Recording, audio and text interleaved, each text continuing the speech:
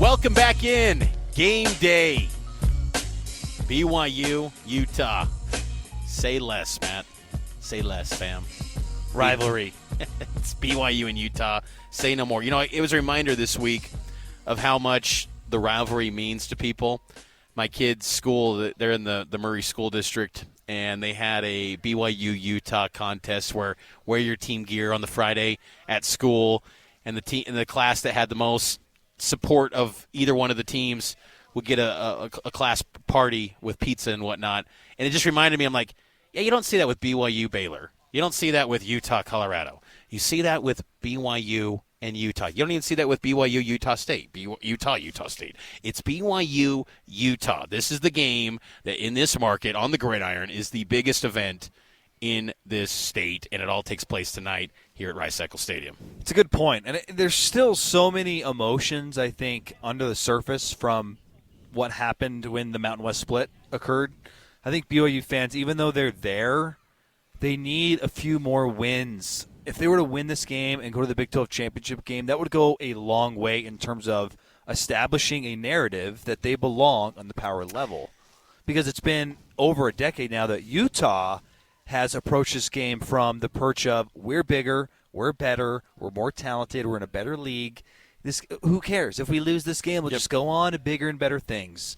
That's no longer the case, but those feelings are still there, and it's going to take some balance in this rivalry to kind of erase that, because ending the streak was nice, don't get me wrong, but you still look back over the 20-year trend, it's mostly Utah, Mitch. Well, and also that 2021 season, you ended up in Shreveport, and Utah was in Pasadena and won the Pac-12. Great point. And Utah was like, well, we lost, but whatever. Won the Pac-12. This one means a lot more because you're in the same league again. And I just think that adds a layer that was missing. And to have it's not the final week of the season, but, man, the intensity's still here.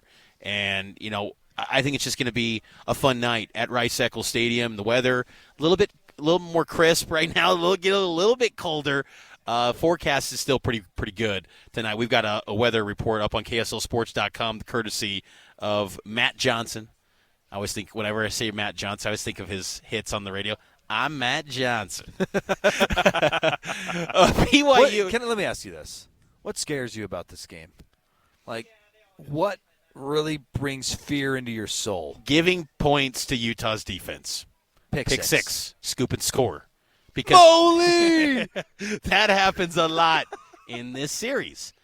You think about I was at that Moley game. That call still haunts me from time to time. Moley! Francis Bernard, 2019. Of all the people. You can't let it be Francis him. Bernard. Zach, you can't throw it to him. So that's kind of the fear. If you avoid that, though, I think BYU's going to be okay. That's why, again, play to kick.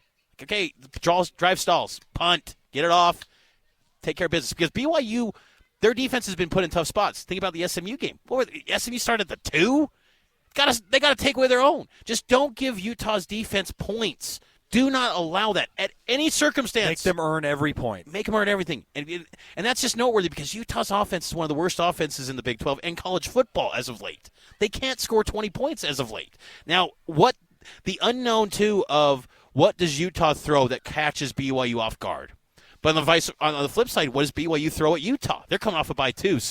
But I don't think BYU is worried about that because they know who they are. And it's just continuing to do what you've already been doing and just continuing to execute at a higher level than you've been. And that's what honestly has propelled Utah for the past 20 years is they've known who they are. We don't turn the ball over offensively.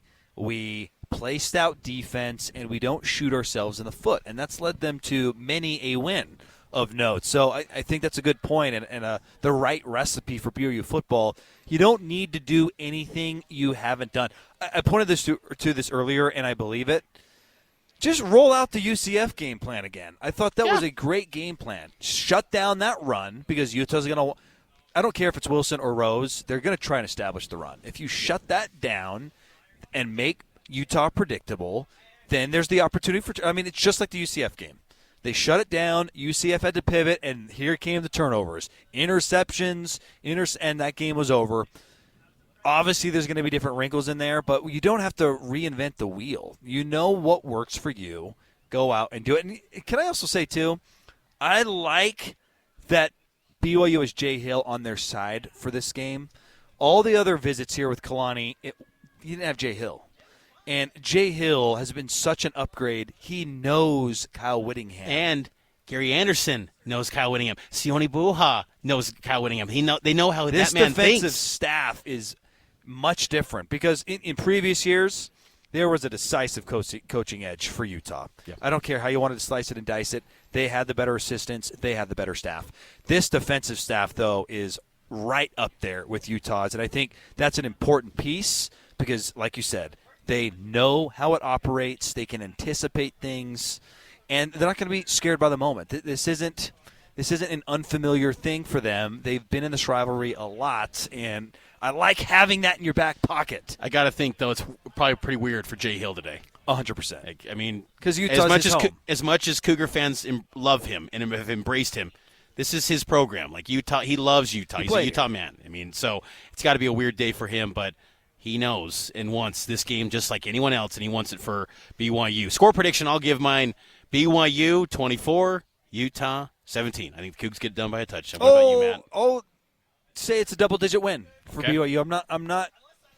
I'm not feeling confident enough to say blowout, but I'll go 27-17. You do have to respect this Utah defense. I am curious if they are as good as the numbers say. We talked about this earlier in Cougar Nation. You're a big believer in this Utah defense. I don't know if they are elites. I think they're very good, and I think there's teams that they beat earlier in the year that if they played now, like I firmly believe that Baylor would have more success against this Utah defense today. And they shut down that Baylor team back then. So that's an interesting thing. Is this Utah defense for real? Are they going to make it hard, or can you put some pressure on them and maybe they'll crack? Big thanks to our producer, Nate Slack, our intern, Allie Brathwaite, and Matt Baiamonte, Mitch Harper. BYU and Utah kickoff tonight at 8:15. We'll get extended pregame at 6 o'clock tonight. Talk to you later here on KSL News Radio.